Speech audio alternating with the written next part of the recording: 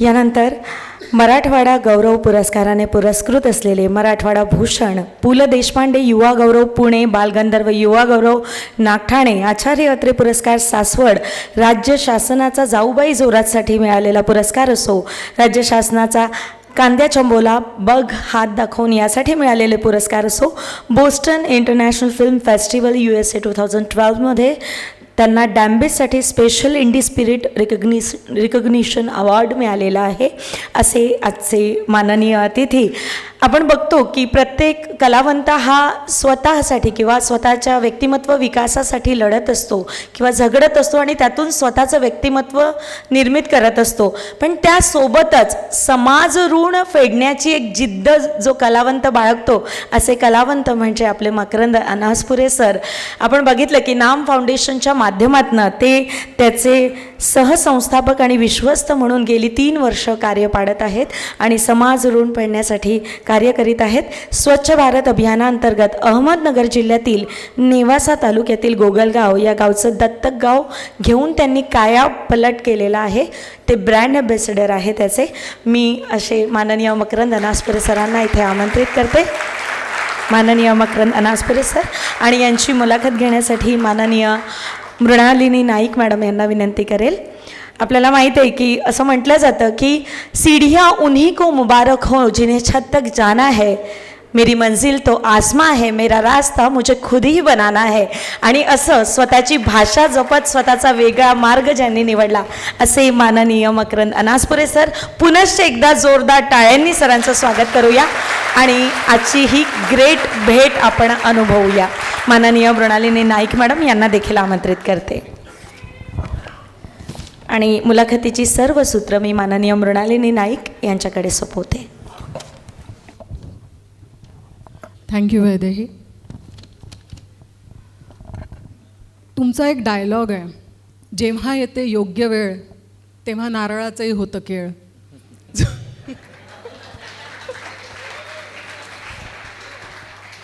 So आज म्हणजे करंडक ही योग्य वेळ होती म्हणून तुम्ही आम्हाला आता लाभले असं म्हणायला हरकत नाही. सो माझा सगळ्यात पहिला प्रश्न म्हणजे जास्त वेळ न घेता की एकंदरीतच जर आपली कारकीर्द बघितली आपण तर त्या कारकिर्दीला बघता आपल्याला प्रश्न हा पडतो की याचे बाळकडू मिळाले कुठे. माझा जन्म औरंगाबादचा म्हणजे आताचं छत्रपती संभाजीनगरचा. 1973 साली मी तिथल्या घाटी रुग्णालयात, सरकारी रुग्णालयात जन्मलो. घाटी रुग्णालय असं त्याला म्हणतात, त्याच्यामुळे मला कोणी घाटी म्हणलं तर राग येत नाही, मला बरं वाटतं. आणि 12वीपर्यंत मी शिकलो बीडला, त्यामुळे माझं तसं गाव बीड. आणि नाटकाचं बाळकडू ही वडिलांची सरकारी नोकरी असल्यामुळे विविध ठिकाणी राहिलो आम्ही. त्यामध्ये इयत्ता 4थीत असताना मी माजलगावला पहिलं नाटक केलं होतं, आप्पासाहेब जिंदाबाद नावाचं. तो माझा पहिला नाट्य चकमक माझी तिथे घडली पहिली. आणि नागपूर शहरावर विशेष प्रेम माझं आहे. त्याचं कारण असं की आजपासून बरोबर 31 वर्षापूर्वी म्हणजे 1993 साली राष्ट्रीय युवक महोत्सवाचं गोल्ड मेडल आम्ही वसंतराव देशपांडे सभागृहामध्ये मिळवलं होतं. आणि मुक्काम आमदार निवासात असायचा आमचा. आणि आमची विद्यापीठाची जी टीम होती ती 6 जणांचीच होती, स्किट करणारे 6 जण. तर ते आमदार निवास असं आहे चौकोनी, त्याच्यामुळे आमची टीम हा एक विनोदाचा विषय झाला होता. कारण आम्ही ते विद्यापीठाचे ब्लेझर घालून 6 जणं सकाळी नाश्त्याच्या रांगेत पहिले उभे असायचो. तर ते सगळे दात घासणारे वगैरे सगळे मुलं वेगवेगळ्या ठिकाणचे, पतियाळा युनिव्हर्सिटी, इंदोरचे अहिल्याबाई होळकर युनिव्हर्सिटी वगैरे सगळे आम्हाला ओळखू लागले होते. आणि हे नेमकं करतात काय असं त्यांना प्रश्न पडला होता. पण स्किटमध्ये जेव्हा आम्ही सादरीकरण केलं, युवक महोत्सवाचे वेगवेगळे झोन्स असतात, म्हणजे south zone, east zone, waste zone, north zone असे 4 झोन असतात. आणि त्यामधले 2 बेस्ट परफॉर्मन्सेस फायनलसाठी निवडले जातात. तर आम्ही आमच्या विद्यापीठाकडनं स्किट केलं होतं. आणि भावनगरला झोनल यूथ फेस्टिवल होता, त्यावेळी आमची स्पर्धा मुंबईच्या SNDT विमेन्स कॉलेजची होती. आणि ते स्किट झाल्यानंतर आम्हाला एक असा प्रश्न पडला की मुळात हे स्किट नाही आहे अशी आमची समज जी होती ती आम्हाला सांगत होती, आणि ते वेळेपेक्षा जास्त झालं. तर वेळेचा नियम सगळ्यांनाच लागू असायला हवा असा आमचा आग्रह होता, पण परीक्षकांनी आमचं काय ऐकलं नाही.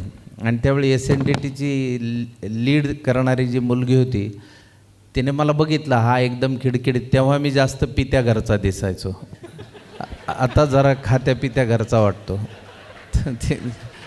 तर तिने तावाने मी परीक्षकांशी बोलताना ती म्हणली, अरे हा काय. मग ती मला नंतर भेटली आणि मला म्हणाली, बेटर लक नेक्स्ट टाईम. आणि ती गोष्ट आमच्यासाठी इन्स्पिरेशनची. कोणी आपला, मी सगळ्या मुलांना सांगू इच्छितो, कोणी आपला अपमान केला तर तो इन्स्पिरेशन म्हणून घ्या, कधीही अपमान म्हणून घेऊ नका. त्यातून तुमची बरी होण्याची शक्यता निर्माण होते. कारण आज एकांकिका स्पर्धेत कोणाला बक्षीस मिळालं आहे मला माहिती नाही, पण ज्यांना मिळालं नाही आणि जे इथं बसलेत त्यांनी एक लक्षात ठेवायचं की आपल्याला आज बक्षीस नाही मिळालं तरी उद्या बक्षीस मिळवायचंच, या इन्स्पिरेशननेच काम करायचं. तर तेव्हा जेव्हा मला त्या मुलीने तसं म्हटलं त्यावेळी फायनलला आमची पुन्हा गाठ पडली ना, तेव्हा आमच्या झोनमधनं 2 स्किट्स होते आणि बाकीच्या झोनमधनं 6 होते, असे 8 स्किट्स. आणि वसंतराव देशपांडे सभागृहात, म्हणजे तेव्हाची गंमत अशी होती की पहिलं आमचं 4थ्या नंबरचं स्किट होतं. तर पहिलं स्किट बघताना आमच्या लक्षात आलं की अरे आपल्या स्किटला म्युझिक आणि लाईटच नाही आहेत. म्हणलं आपण करूया हे.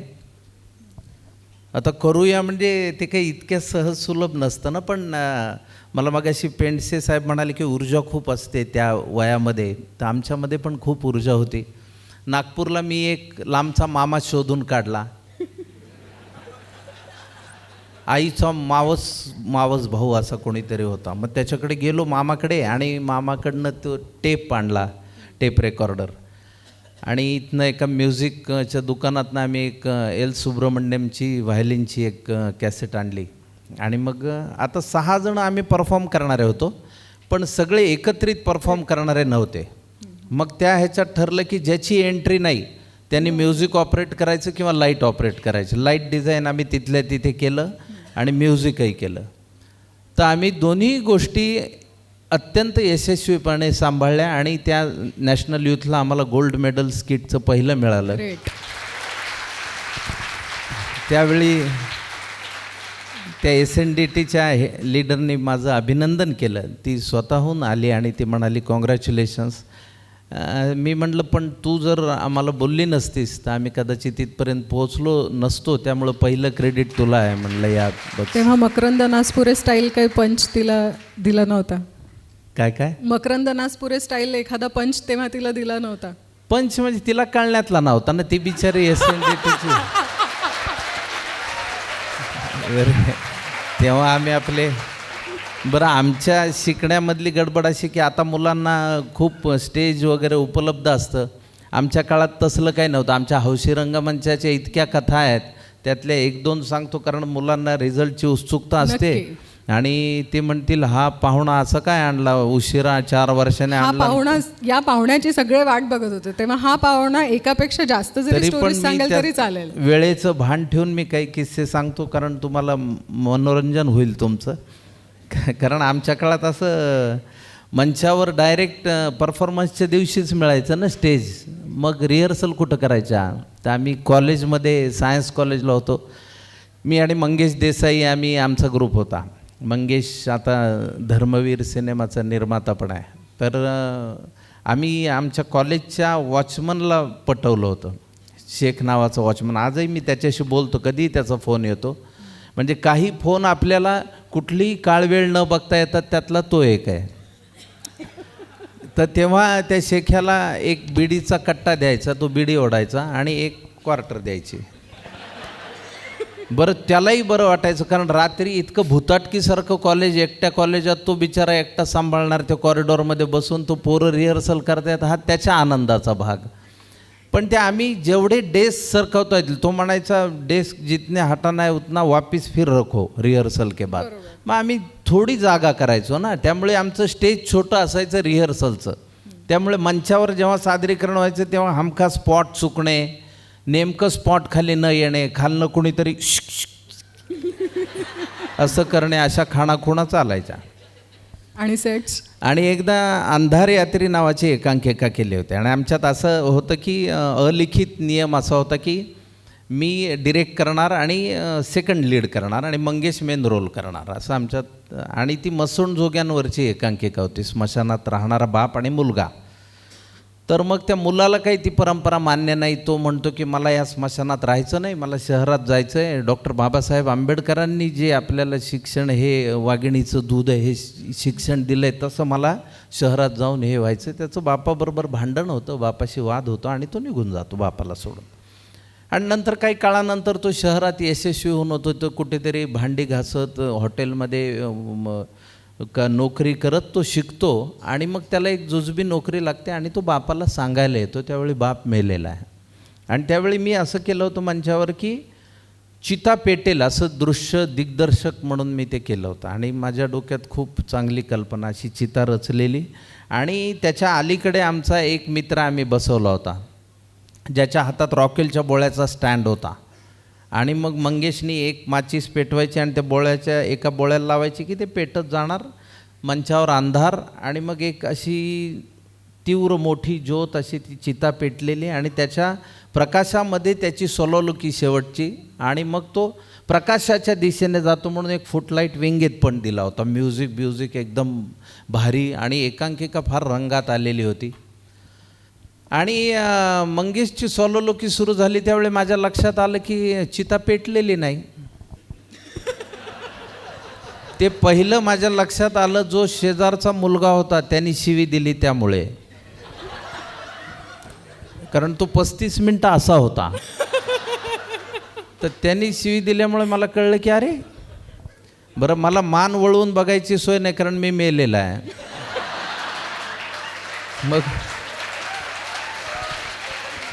मग मी हळूच डोळे किलकिले करून कोणाला कळणार नाही अशा बेतानं बघितलं तर वर लाईट चालू आहे. म्हटलं हा काय घोळ आहे, मनाशी म्हटलं.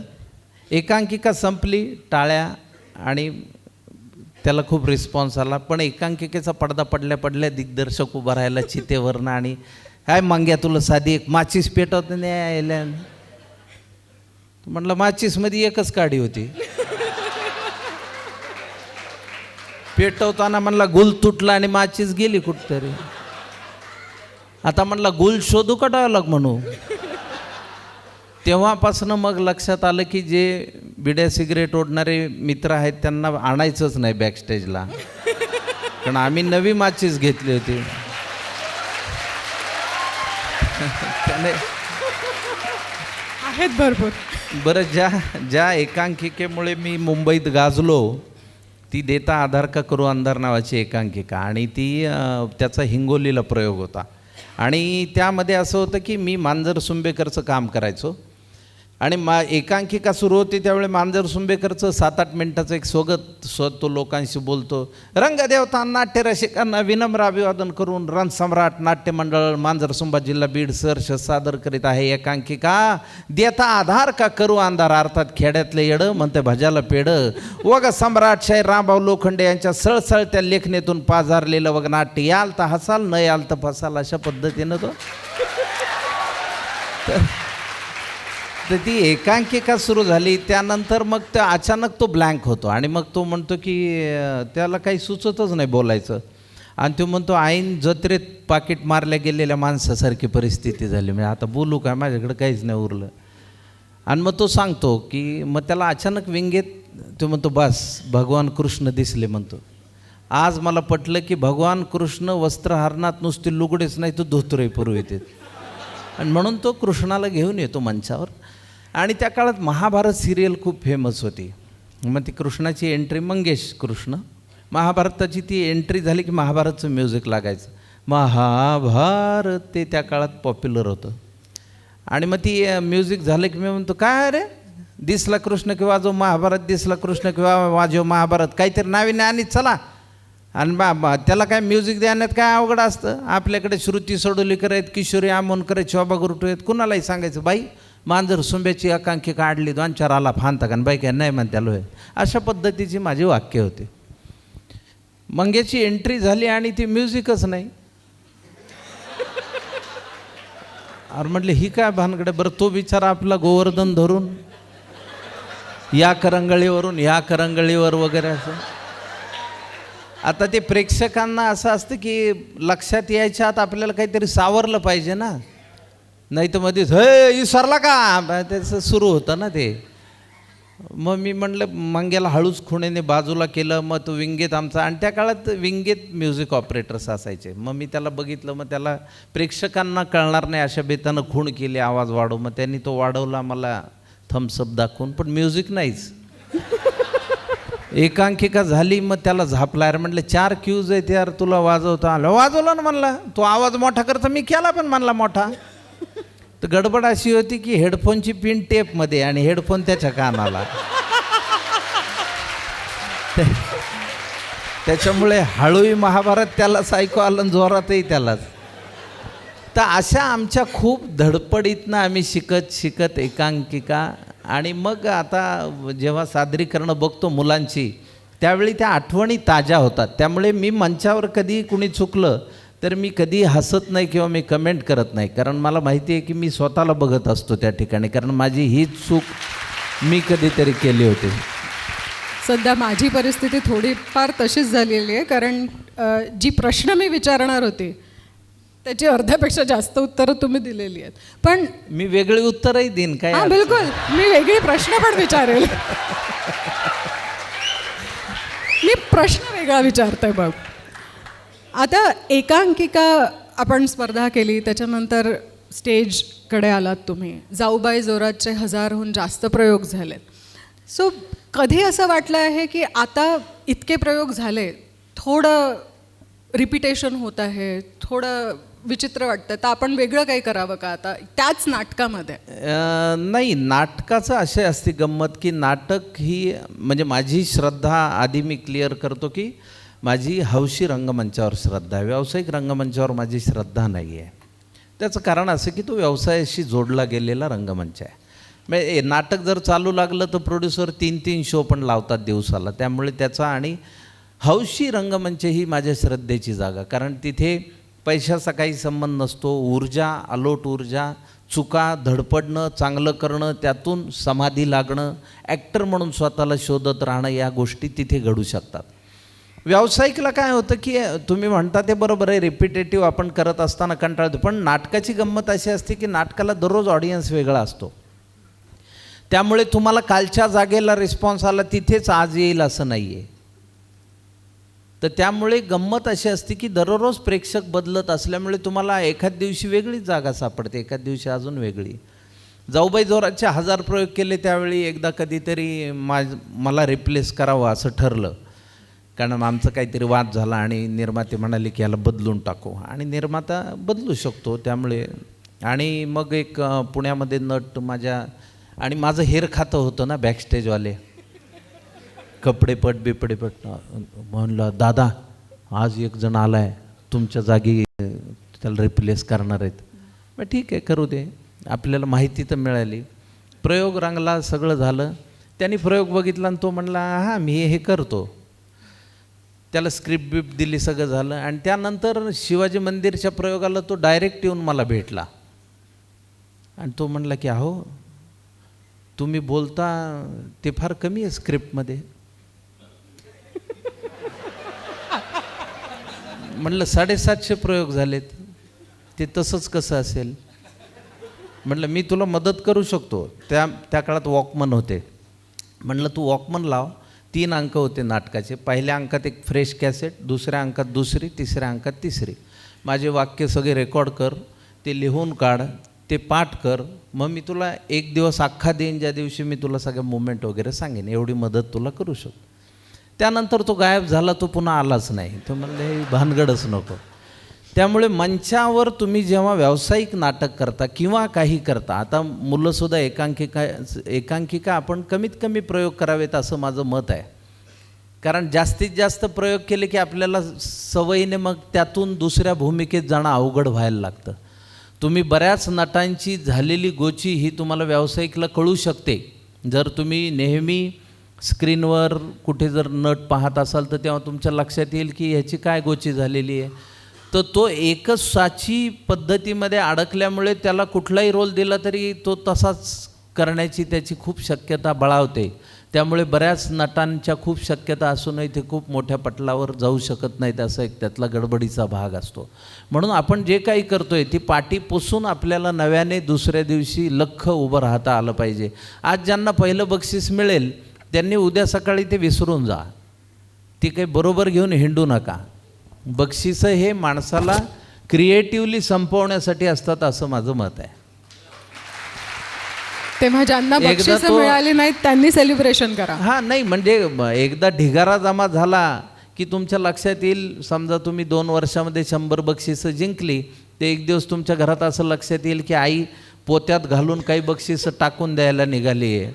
त्यावेळी तुम्हाला त्यातली गंमत कळेल की हां, आई म्हणेल की बाबा तू बक्षिसं मिळवतो, आम्ही कशाला झाडायची त्या दररोज पुसायचं ते. त्यामुळे ती भानगड नाही. पण आपल्याला क्रिएटिव्हली दररोज काही ना काही नवीन शिकलं पाहिजे. दुसरं असं की परीक्षकांवर अविश्वास दाखवू नका. तुम्ही स्पर्धा पहा, तुम्हाला तुमचं कळेल पहिलं कोण आहे आणि दुसरं कोण आहे. त्याला काय तिसऱ्या ह्याची गरज नसते. आम्हाला का नाही मिळालं, परीक्षक पार्सलिटी करत होते असं म्हणण्याची गरज नाही. ते त्यांच्या नजरेने पाहतच असतात आणि त्यांना काही कोणी भेटत नसतं वैयक्तिक येऊन हे घ्या 500 ना आम्हाला पहिलं काढा, असली काही भानगड त्यात नसते. म्हणजे रंगमंची आविष्कारात असली भानगड नसते. इतर ठिकाणी व्यावसायिक बाजारात ते चालत असेल पण इथे ते होत नाही. त्याच्यामुळे आपण स्पर्धा आपला परफॉर्मन्स झालं की सगळ्यांचे सादरीकरणं बघितले की आपल्याला कळतं आपण नम्रात आहेत का नाही ते. मग तेव्हा आपण त्या निकालावर श्रद्धा ठेवायची आणि मग पुढं जायचं. बरोबर. दुसरं खूप महत्त्वाचा, कदाचित इथे जितकेही उपस्थित आहेत त्यांच्या मनातही हा प्रश्न नक्कीच असावा. तुम्ही तुमची बोली, तो बाज, तो तुम्ही कधीच सोडला नाही. त्याच्या मागचं कारण माझं असं वैयक्तिक मत आहे की कुठलाही मनुष्य स्वतःच्या बोलीभाषेतच स्वतःला सिद्ध करू शकतो, दुसऱ्याच्या बोलीभाषेत नाही. खूप साधा मुद्दा आहे की काय असतं की भाषेला मोठं करण्या इतपत पात्रता आपल्यात कधीही येत नसते. भाषा ही आधीच मोठी असते. तिच्यामुळे झालं तर आपलं कल्याण होऊ शकतं असं मी मानतो. आणि माझ्या आधी पण ती बोली बोलली जात होती, माझ्या नंतरही ती स्ट्रॉंगली बोलली जाणार आहे. त्यामुळे मी त्यात काही केलं नाही. मी फक्त त्याचा खूप नित्यनेमाने सेवा केली एवढंच आहे. आणि दुसरं असं आहे की जगभरात जर तुम्ही कलावंतांची उदाहरणं घ्याल तर जी मान्यवर मातब्बर कलावंत मंडळी आहेत त्यांनी स्वतःच्या भाषेतच सिद्ध केलेलं आहे.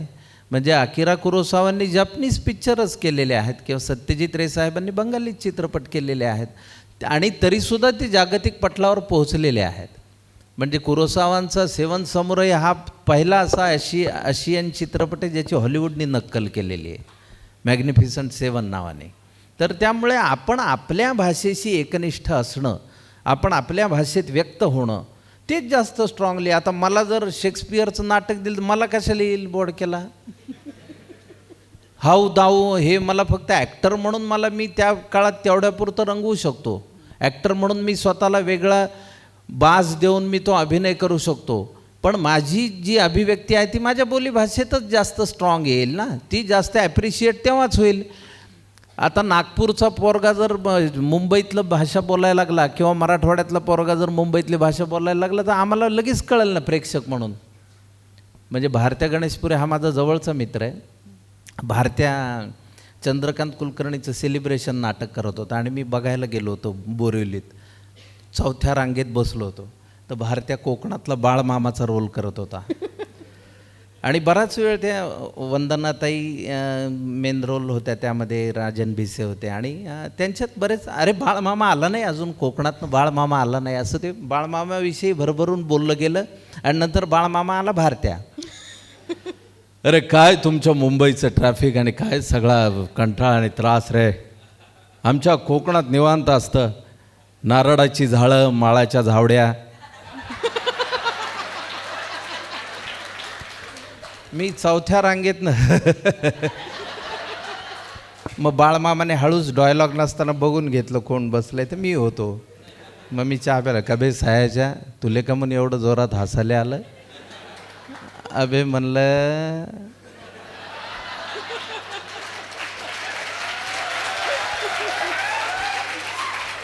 तर त्यामुळे आपली बोलीभाषा ही आपली असते आणि ती पक्की आपल्या आतमध्ये असते. कुठे ना कुठेतरी ती डोकावत असते. मी कितीही वेगळ्या धाटणीचा रोल केला तरीसुद्धा कुठे ना कुठेतरी त्यामधलं ते येणार आहे. पण मी ॲक्टर म्हणून स्वतःला कितीही एखाद्या वेगळ्या रोलमध्ये तो रोल वेगळा म्हणून मी करू शकेन. पण मला जेव्हा माझं काहीतरी स्ट्रॉंगली मांडायचं आहे त्यावेळी माझीच बोलीभाषा माझ्या कामाला येईल असा माझा विश्वास आहे. म्हणून इतर भूमिका मी केल्या नाहीत का तर केल्या. म्हणजे रानबाजारमधली माझी भूमिकेनंतर बऱ्याच जणांना लक्षात आले की हा ॲक्टर पण आहे, हा अभिनय पण करू शकतो. तर ते मी वेगळ्या धाटणीची कामं पण करतो, पण स्ट्रॉंगली आपलं जी बोलीभाषा आहे ती. रंगमंच की चित्रपट? दोन्ही ही माध्यमं खूप मला आवडणारी आहेत. कारण चित्रपटामध्ये उशिरा रिझल्ट कळतो, नाटकामध्ये इमिजिएट कळतो. तुम्ही वाटलेली डेली पुन्हा परत घेता येत नाही. एकदा एक औरंगजेब सॉरी म्हणाला होता, डायलॉग चुकला म्हणून. इथेच ना पेंडसे जास्त विस्ताराने सांगू शकतो. पण नाटकात तशी भानगड अशी आहे की तुम्ही जे वाक्य बोलले ते तिथल्या तिथे रिझल्ट आहे ना. विसरल्यानंतर पहिल्या रांगेतल्या प्रेक्षकाला हां, आणि नाटकात पण तुम्ही इम्प्रोवाईज करण्याची तुमच्यामध्ये ती एक खूप ताकद पाहिजे. म्हणजे एखादा नट चुकल्यानंतर स्ट्रॉंगली दुसऱ्याच नाटाकडे बघतो, ही एक वेगळीच कला असते. विसरलेला हा आहे पण समोरच्याकडे हा मग, आणि तो समोरचा तुझं वाक्य आहे ना हा. चित्रपटाकडे येताना म्हणजे एखादा इन्सिडेंट जो पहिल्या चित्रपटाच्या तेव्हाचा तुम्हाला सांगावासा वाटत असेल की नाटकातनं आता मी चित्रपटाकडे वळतोय, तेव्हाचा जो विचार किंवा जो थॉट होता की आता पुढे काय होईल. कारण आजकाल असं होतं की चित्रपट तर दूरची गोष्ट आहे, पण नाटकंही एखादं पॉप्युलर झालं की त्या नाटकामध्ये सुद्धा काम करणारे स्वतःला खूप मोठा नट समजायला लागतात. म्हणजे जनरली चालताना सुद्धा त्यांच्या बोलण्यामध्ये तीच स्टाईल असते की आता मी नट आहे. हां, तर पण मी या प्रश्नाचं उत्तर दिलेलं आहे. दररोज पाटी पुसा आणि दररोज नव्याने अभ्यासाला उभं राहा. कारण ग्लॅमर हे इल्युजन आहे. तुम्ही मोठे होता म्हणजे काय होतं, तुम्हाला 2 शिंग येतात का तर तसली काही भानगड होत नाही.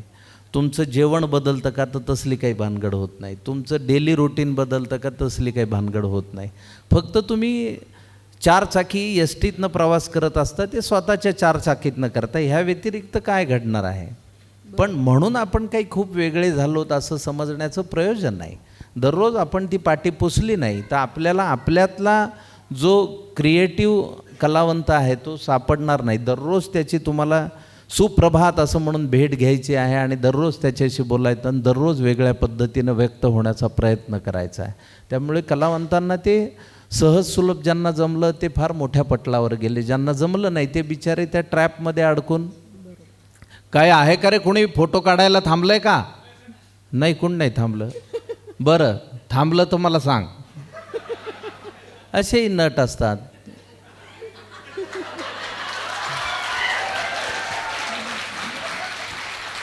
नाही थांबलंय कोणी.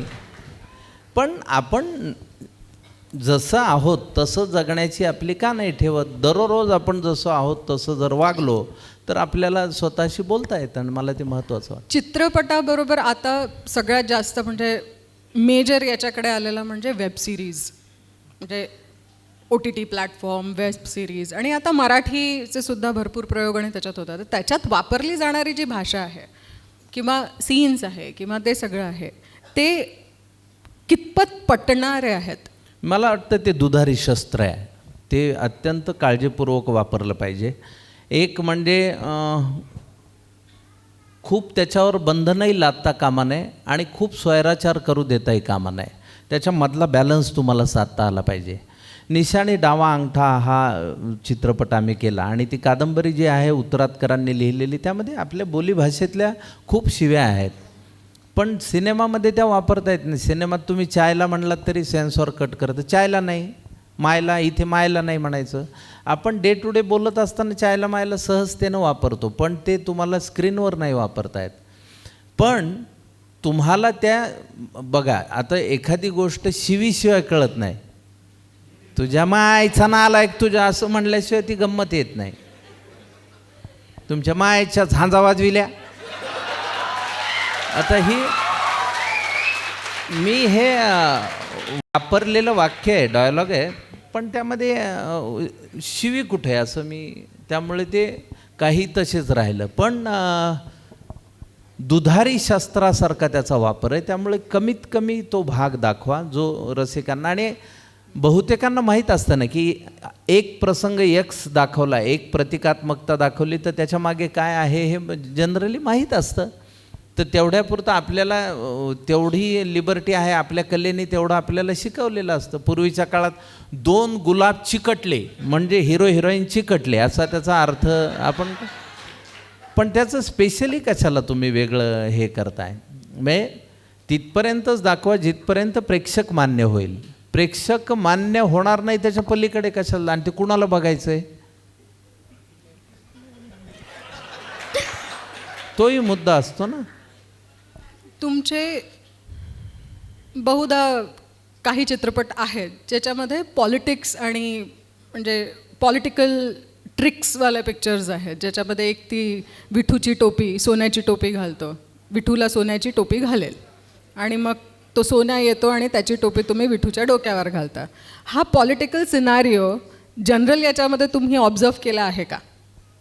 राजकीय ह्याच्यात गंमतच असते, म्हणून आपल्याला ते विनोद सापडतात, म्हणून आपण ते मांडण्याचा प्रयत्न करतो.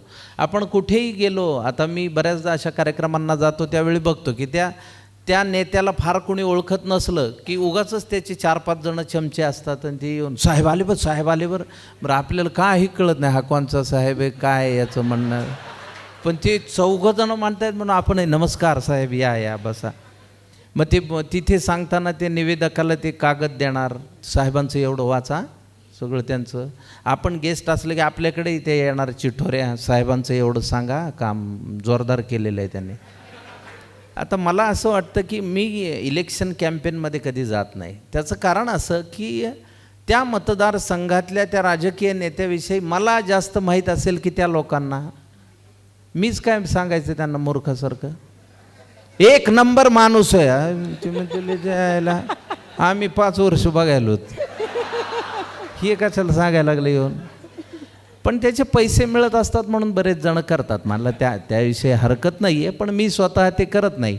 पण ह्या गमती जमती ज्या बघतो त्यांच्या आजूबाजूच्या त्या मांडण्याचा प्रयत्न करतो आणि त्या उपरोधिक शैलीत मांडतो. कारण तिथपर्यंत राजकारण पोहोचलेलं आहे. असं कुणालाही न दुखावता तुम्हाला जर विनोद करता येत असेल तर तो तुम्ही केला पाहिजे.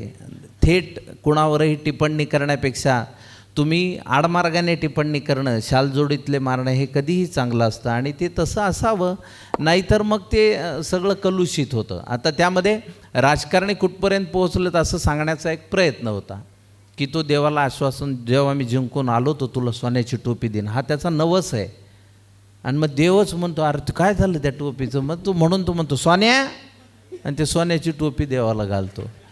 तर ते तिथपर्यंत ते पोहोचलेत हे दाखवण्याची ती एक मिश्किल पद्धत होती. आणि सगळेच काही माझे राजकीय सिनेमे नाहीत, मी सामाजिक भाष्य असलेले वेगवेगळे सिनेमे केलेत. मी कायद्याचं बोलामध्ये न्यायव्यवस्थेवर भाष्य आहे, जाऊ तिथं खाऊमध्ये या देशातल्या भ्रष्टाचारावरचं भाष्य आहे, दे धक्कामध्ये कल्चरल कॉन्फ्लिक्टवर भाष्य आहे.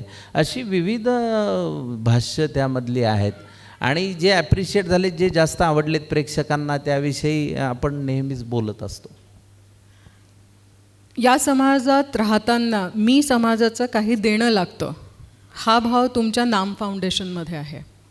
बस थोडंसं इथे असलेल्या प्रेक्षकांना तुम्ही नाम फाउंडेशनविषयी काही सांगू इच्छिता? नाम फाउंडेशनची एक मगाशी त्या निवेदिकाताईंनी एक थोडी गल्लत केली, ती थोडी रिपेअर करतो.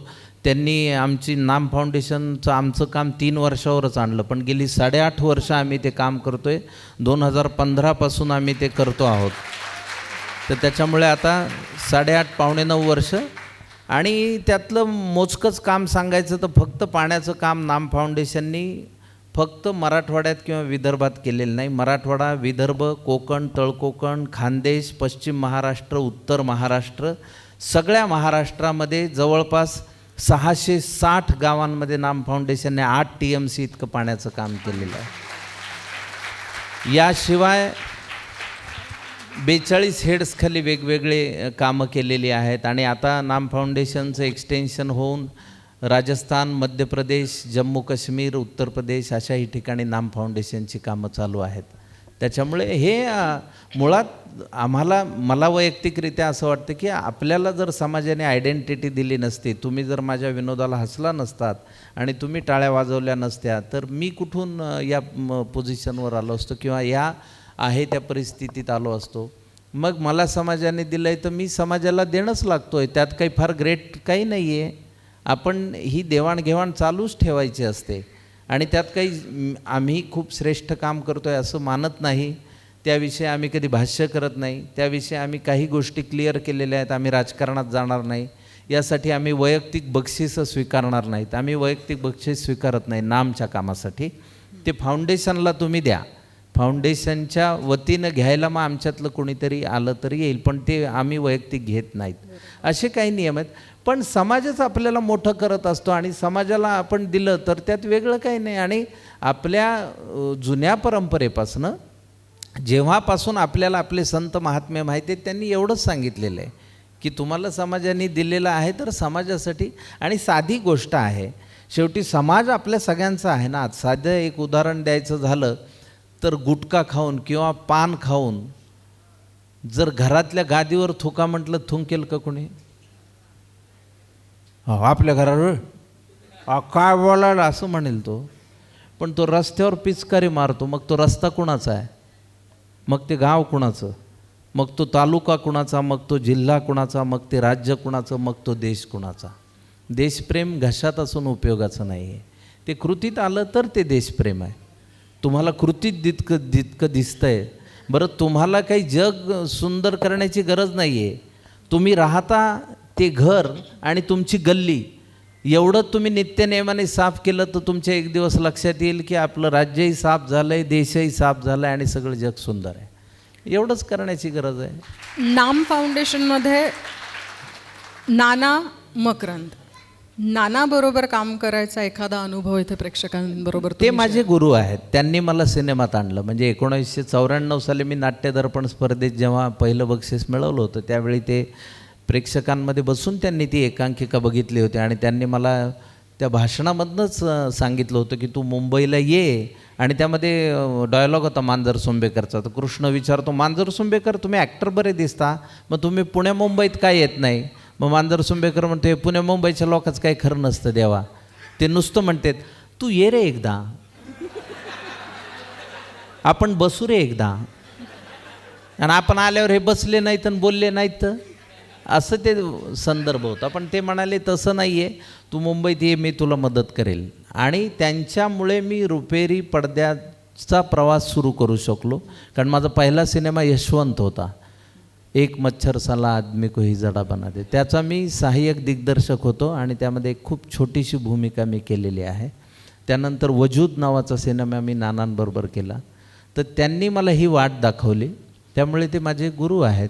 तर नाम फाउंडेशनची कल्पना त्यांची आहे, ते श्रेय मी घेऊ इच्छित नाही. ते जरी मला देत असतील जाहीर याच्या श्रेय तरी त्यांचा तो स्वभाव आहे, कारण ते कधी घेत नाहीत.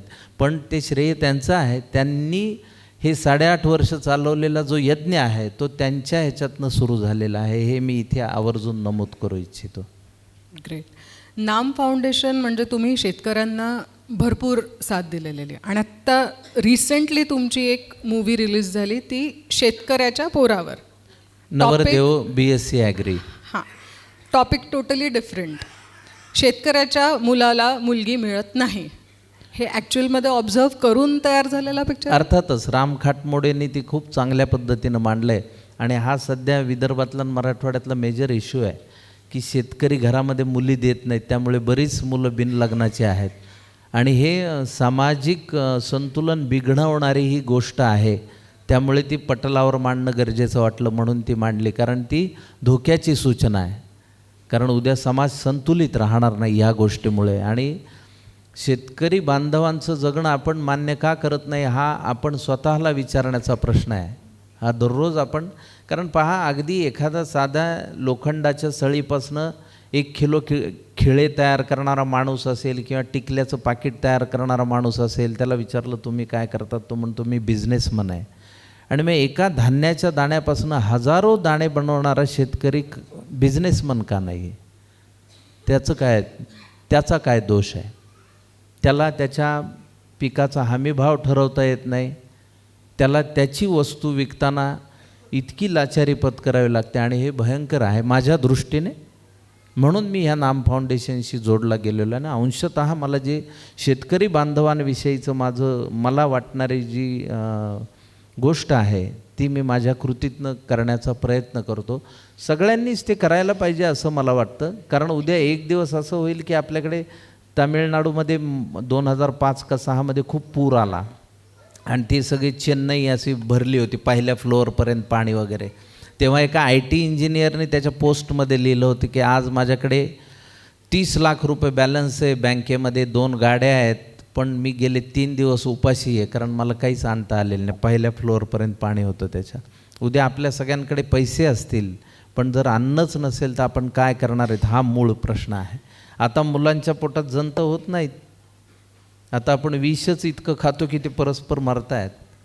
तर आपण ह्या सगळ्या गोष्टीचा बारकाईने जोपर्यंत विचार करत नाहीत तोपर्यंत आपण त्या गोष्टीकडे गंभीरपणे पाहू शकत नाहीत. आणि ते गंभीरपणे पाहावं असं मला नेहमी वाटतं. ही तरुण मुलं आहेत त्यांनी तर जास्त स्ट्रॉंगली बघायला पाहिजे, कारण ही सगळी आपलीच भावंडं आहेत ना. आपण इंडियात राहत असलो तरी भारतीय आपले भावंडच आहेत.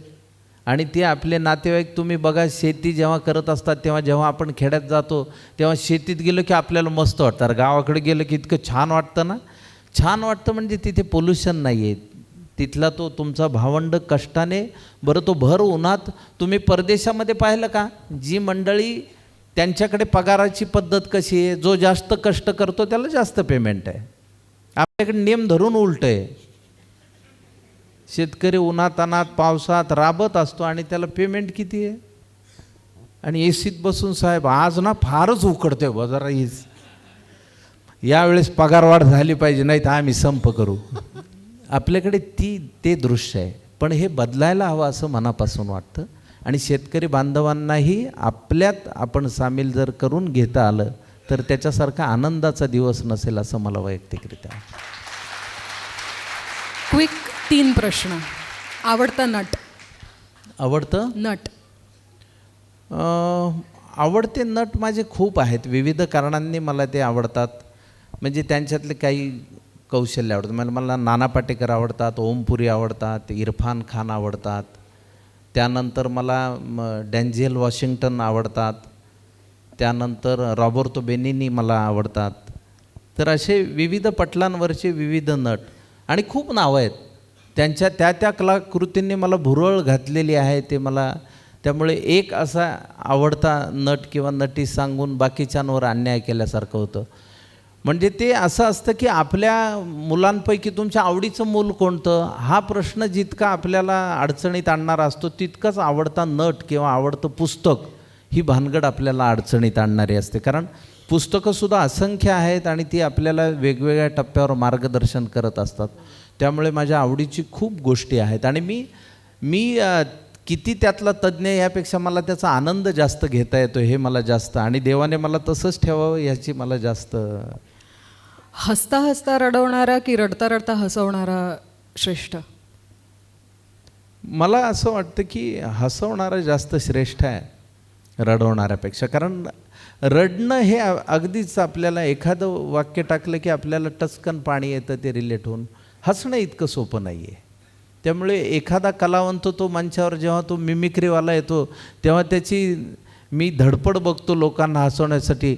आणि मग तिकडनं शक्ती कपूर येत असून तो आऊ दत्तुरे असा तो आवाज काढतो, समोरून कोणी हसत नाही. त्यावेळी मला असं वाटतं की यार त्याची मेहनत जास्त आहे, तो जास्त धडपडतोय. मग नेहमी विनोदी कलावंताला विचारलं जातं तुम्ही सिरियस रोल कधी करणार. पण सिरियस ॲक्टरला कधीच विचारलं जात नाही तुम्ही विनोदी कधी करणार ते. आणि आपल्याकडे श्रेष्ठ अभिनेता म्हणून सिरियस अभिनेत्याला बक्षीस मिळतं, विनोदी अभिनेत्याला तो श्रेष्ठ अभिनेता म्हणून नाही मिळत, विनोदी अभिनेता म्हणून मिळतं. श्रेष्ठ म्हणत नाहीत, विनोदी अभिनेताच म्हणतात. तर त्यामुळे आपल्याकडे ती भानगड आहे. पण मला असं वाटतं की विनोद करणं हे जास्त अवघड आहे गंभीर भूमिकांपेक्षा. मी दोन्ही भूमिका केलेल्या असल्यामुळे मी हे ठामपणे सांगू शकतो. आणि जो चांगला विनोद करू शकतो तो उत्तम सिरियस करूच शकतो, यावर माझा विश्वास आहे. त्यामध्ये तुम्ही मेहमूदपासून आपल्याकडचे जॉनी वॉकरपासून मेहमूदपासून, जॉनी वॉकरने आनंद सिनेमामध्ये एक सीन केला आहे छोटासा, तो गंभीर आहे. मेहमूद साहेबांनी तर अख्खा सिनेमा केलेला आहे, मैं सुंदर हूँ. तर आपल्याला विनोदी कलावंतांनी स्ट्रॉंगली सिरियस हे केल्याचं दिसतं. पुढचे प्लॅन्स? पुढचे मी काही ठरवत नाही. मी स्वतंत्र आपलं काम करत राहतो. जे आपल्याकडे काम आलं आहे ते अत्यंत इमाने इतबारे करणं, एवढंच मी ध्येय ठेवतो. माझे या महिन्यात 2 सिनेमे मागच्या महिन्यात रिलीज झाले. ओले आलेमध्ये मी एक छोटंसं काम केलं आहे, त्यानंतर नवरदेव BSc ॲग्रीमध्ये केलं आहे. मी आत्ता नुकतेच 2 सिनेमे दिग्दर्शितही केलेत आणि त्यात लीडही केला आहे. त्यासाठी मिशा काढलेल्या आहेत. त्यामुळे बऱ्याच जण अरे हेच आहे काय हे, तर तो हो मीच आहे, पण त्या काढलेल्या मिशा, कारण वेगवेगळे रोल करायचे होते म्हणून ते केलेलं आहे. 5 मुलांपैकी एक मुलगा, चला ठीक आहे सांगणं अवघड आहे की आवडतो की नाही, पण इतक्या सिनेमांपैकी एखादा असा सिनेमा जो खरंच फार जवळचा वाटतो तुम्हाला? गोष्ट छोटी डोंगरा एवढी हा एक सिनेमा जो आम्ही मित्रांनी मिळून केला होता, ज्यामध्ये आजही तुम्ही पाहिलं, 2008मधला सिनेमा आहे, आजही तुम्ही पाहिलं तरी तुम्हाला शेतकऱ्यांची परिस्थिती काय आहे हे लख्ख सांगणारा तो सिनेमा आहे. तो एक जवळचा. आणि मी दुर्दैवाने माझा एक सिनेमा तयार होऊन आला नाही, मॅक देशपांडेने डिरेक्ट केला होता, गृहलक्ष्मी नावाचा, त्याच्या एका नाटकावरचा तो सिनेमा होता. त्यामध्ये मी मेन लीड केला होता.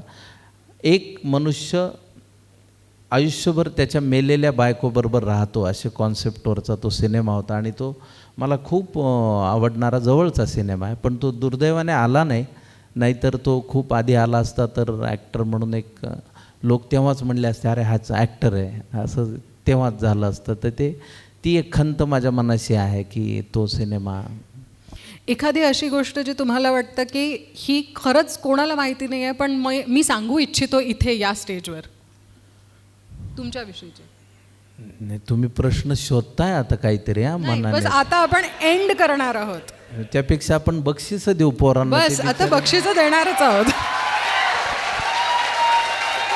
म्हणजे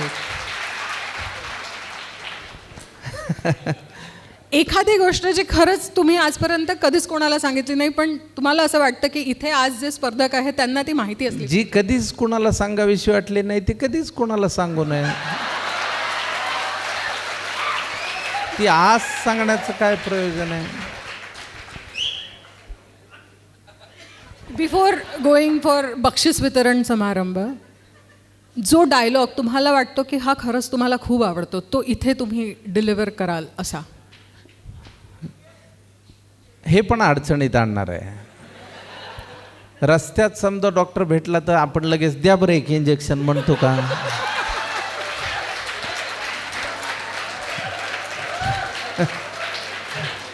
डायलॉग. पण मला एक वाक्य आवडतं कायद्याचं बोलामधलं, ते फार महत्त्वाचं आहे की शिकलेल्यांना सुशिक्षित करण्याची गरज असणं ही या देशाची खरी समस्या आहे. हा अजित दळवींनी लिहिलेला डायलॉग आहे, पण तो माझ्या फार जवळचा आहे, मला फार आवडलेला डायलॉग आहे. खरंच शेवटचा प्रश्न,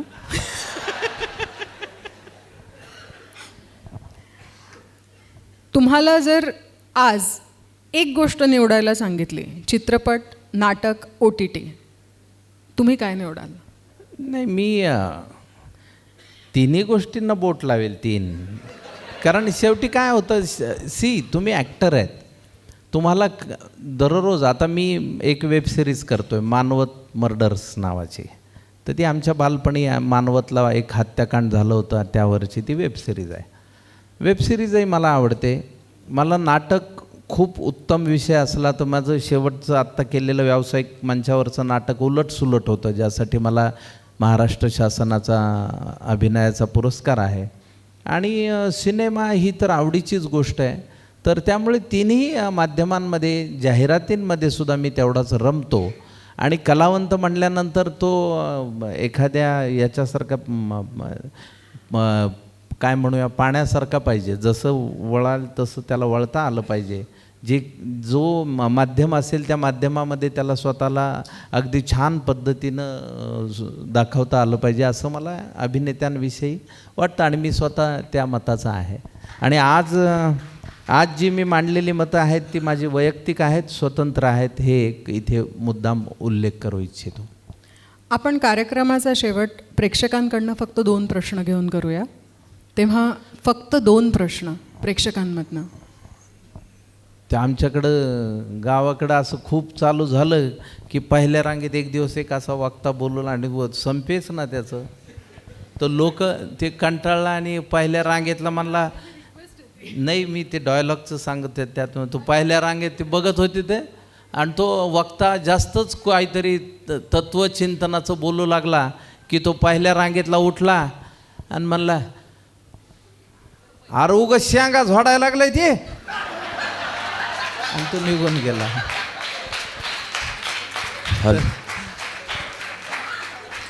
तर बक्षिसाच्या वेळेत माझं तसं होऊ नये याची काळजी घेतो. आणि कुणाला खरोखरीच काही महत्त्वाचा मूलभूत प्रश्न असेल तर विचारा, आवडीचा साबण कुठला, फिरायला कुठलं ठिकाण आवडतं, तसलं नको. सर, सर्वात आधी तुम्हाला समोर बघून खूप छान वाटते मला. एक प्रॅक्टिकली प्रश्न विचारतो, जो माझाच नाही तर भरपूर आर्टिस्ट लोकांचा सुद्धा असू शकतो. लाईक मी गेले 8 ते 9 वर्ष झाले स्ट्रगल करतो आहे या इंडस्ट्रीमध्ये, मराठी इंडस्ट्री किंवा नाटकांमध्ये वगैरे. तर एक वेळ अशी येते, आता माझं वय 30 आहे, जबाबदाऱ्या आहेत घरचा वडिलांचा बिझनेस आहे, तो सांभाळायचा आहे, लग्न करायचं आहे, वगैरे वगैरे वगैरे. माझेच नाही, भरपूर इतरांचेही प्रॉब्लेम्स असतील. पण आत्ता मुंबईला जाणं, तुम्हालाही माहिती आहे की काय आपल्या इथे प्रॉब्लेम चालला आहे. तर आत्ता मुंबईला जाऊन स्ट्रगल करणं तितकंच योग्य आहे का, की आपल्या धंद्यामध्ये किंवा नाटकं जशी आली तशी करावी, आणि तुम्ही ज्या स्थानावरती पोचलेले आहेत, कदाचित आम्हाला जरी तुमच्यासारखं बनायचं असलं तर आम्ही मुंबईला जाऊन त्या गोष्टी करू शकतो का? इथे डिसिजन काय घ्यायची आहे काही सुचत नाही. बरं, आता मुळात असं असतं की हा बैस खाली, तुझा प्रश्न चांगला आहे, पण मी तुला सांगतो की हा प्रत्येकाचा सापेक्ष भाग आहे. मी वयाच्या 21व्या वर्षी मुंबईत आलो त्यावेळी मी जसं तानाजी मालुसरेंच्या युद्धामध्ये मामांनी सांगितलं की गडावरचे दोर कापलेले आहेत, आता लढा नाही तर मरा, अशा अवस्थेमध्ये आपल्याला एक तर तिथे करायला लागतं. आणि मी 21व्या वर्षी, आज माझं वय 51 वर्ष आहे, त्यामुळे 30 वर्ष मी या इंडस्ट्रीमध्ये आहे. वयाच्या 21व्या वर्षी मी आलो, ती करेक्ट वेळ होती जिथे मी फाईट करून स्वतःला सिद्ध करू शकलो. तू म्हणतोयस तो मुद्दा बरोबर आहे की घरच्या जबाबदाऱ्या असतात, हे असतात, पण हा प्रत्येकाने ठरवायचा भाग आहे की माझं फोकस काय, माझं ध्येय काय आयुष्यातलं, हा प्रत्येकानेच ठरवायचा भाग आहे. तो मला ह्या शेजाऱ्यांनी सांगितलं रे माझं ध्येय काय, अशी भानगड नसते. आपण आपलं ध्येय स्वतः ठरवायचं. बरं, बाहेर गावी राहून बऱ्याच जणांनी कलेची सेवा केली नाही आहे का, तर केलेली आहे. आता नागपूरसारख्या विभागामध्ये प्रशांत सुभेदार असतील, डॉक्टर गिरीश ओक असतील, बरेच विदर्भातले कलावंत मी पाहतो जे मुंबईत आले, ते सेटल झाले आणि त्यांनी त्यांचं, पण ते सापेक्ष आहे, त्यामुळे तुम्ही ठरवायचे ते इतरांच्या याच्यावर. Sorry to cut you sir, but एक रिअलिस्टिक प्रॅक्टिकल प्रश्न त्याच्यावरच तुम्हाला एक हे करतो आहे की 3 Idiot मूव्ही आला होता, त्याच्यामध्ये एक गोष्ट सांगितली होती की तुम्हाला जे गोष्टी आवडतील त्या गोष्टी तुम्ही करा आणि तुम्ही त्याच्यामध्ये तुमचं करिअर बनवा. इथे प्रश्न असा आहे की यंग इन्स्पिरेटर नेटवर्क सकाळचा एक आमचा प्रोग्राम होता, त्याच्यामध्ये एक उद्योगपती आले होते ज्यांचे इंटरनॅशनली उद्योग होते. तर त्यांना मी सुद्धा हा प्रश्न विचारला होता की नेमकं काय 3 Idiots प्रमाणे जावं का एक वारसा घेऊन पुढे जावं? नाही, पण मला एक सांग, माझ्याकडे जेवढे अवयव आहेत तेवढे सगळे तुझ्याकडे आहेत की नाही? Yes sir. तर आपल्याला जसा मला एक ब्रेन आहे तसाच तुझ्याकडे आहे. तर मला असं वाटतं की तू ठरवलं पाहिजेस ना तुझ्या आयुष्याची दिशा. म्हणून मी म्हणले की तो शेजारी कसा ठरवेल आपल्या आयुष्याची दिशा. चला उठा आंघोळ करा की मग आपण आंघोळीला बसलो, असं थोडीच होतं. मला ठरवलं पाहिजे मी काय करायचं आहे, माझा दिनक्रम काय असेल, मी बाहेर राहून ते करायचं आहे का मी त्या शहरात जाऊन स्ट्रगल करायचं आहे, हे सर्वस्वी आपल्याला ठरवता आलं पाहिजे. आणि मुंबईत न येता यशस्वी झालेले असंख्य रंगकर्मी आहेत. पेंडसे साहेब तुम्हाला ते खूप सांगता येतील. बरेच लोक आहेत ज्यांनी आपापल्या गावी राहून स्वतःचं अस्तित्व सिद्ध केलेलं आहे. अशी असंख्य नावं आहेत. त्यामुळे तुला स्वतःला ठरवलं पाहिजे, तुला त्या जबाबदाऱ्या स्वीकारून त्या जबाबदाऱ्या कशा पार पाडायच्या हा सापेक्ष प्रश्न आहे. त्यामुळे मी तुझ्या शूजमध्ये पाय घालून मला ते येतील असं नाही आहे. तुला तुझेच शूज घालायला लागतील आणि तुझं तुलाच ठरवायला लागेल की मला काय करायचं आहे. आणि प्रत्येकाला मी तेच सांगतो, ज्याला या क्षेत्रामध्ये यायचं आहे त्यांनी एक लक्षात ठेवायचं, ग्लॅमरकडे पाहून यायचं नाही. तुम्हाला या क्षेत्रात येऊन ते ज्ञान मिळवावं लागेल आणि ते ज्ञान आणि यशाला कुठलाही शॉर्टकट नाही. कुठलाही मोठा नट हा स्वतःच्या मुलाला 3-4 सिनेमा चान्स देऊ शकतो, नंतर ते पोराला सिद्ध करावं लागेल ना, नाही ते जातं ना. अशी उदाहरणं आहेत आपल्याकडे. म्हणजे वडील खूप मोठे स्टार आहेत आणि मुलाला काही जमलं नाही, असंही भानगड आहे. किंवा वडिलांना काही जमलं नाही, मुलाला जमलं आहे, अशी ती उदाहरणं आहेत. पण आपल्याला काय करायचं हे निश्चितपणे आपण स्वतःशी ठरवा. ते इतरांना विचारू नका. दुसऱ्याच्या मापाने आपल्याला आयुष्य जगता येत नाही. त्यामुळे तू ठरव. मला कन्फ्युजन आलं आहे तर तू शांतपणे विचार कर, स्वतःशी बोल, आपल्याला काय करायचं आहे. आपल्यामध्ये स्वतःशी बोलणारा एक जण असतो, दररोज संवाद करा त्याच्याशी. तुकाराम महाराजांनी वृक्षवल्ली आम्हा सोयरे या अभंगात त्याचा उल्लेख केला आहे. आपुलाच वाद आपणाशी. आपण करेक्ट आहोत की चुकीचे हे सांगणारं पहिलं कोण आहे? आपणच आहे. त्यामुळे आपण ठरवायचं मला हे करायचं आहे किंवा नाही करायचं आहे. जसा आपला निकाल आपल्याला लावायचा आहे तसाच या एकांकिका स्पर्धेचा निकालसुद्धा आता आपल्याला डिक्लेअर करायचा आहे. तेव्हा मी तो मी डिक्लेअर करू का? डिक्लेअर आम्ही करू, पुरस्कार तुम्ही द्यायचा. नाही तर मीच डिक्लेअर केला असते. म्हणले असं बरं पाहुणा चांगला बोलवला रे.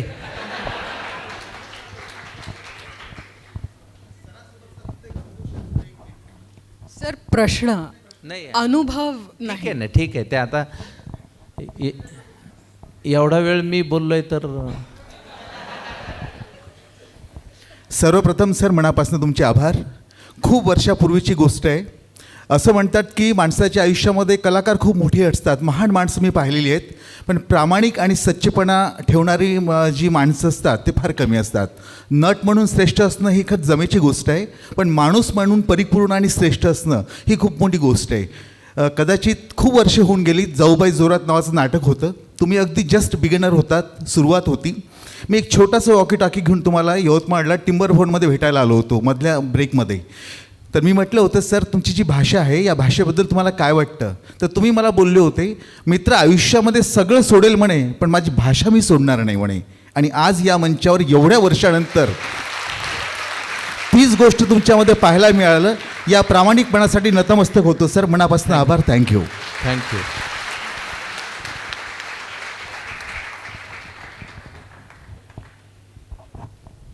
पुन्हा एकदा आजच्या या मुलाखतीसाठी, म्हणजे अशुद्ध भाषेत म्हणायचं झालं तर इन्साइटफुल इंटरव्ह्यूसाठी फार फार आभार. इथे आल्याबद्दल आभार. आणि पुन्हा याल असं आश्वासन देऊ शकाल का? हो, नागपूरवर माझं प्रेमच आहे. कारण माझी बरीच मित्रमंडळी नागपूरची आहे. आणि नागपूर म्हणजे दिलखुलास खाऊ घालणारे जे आमचे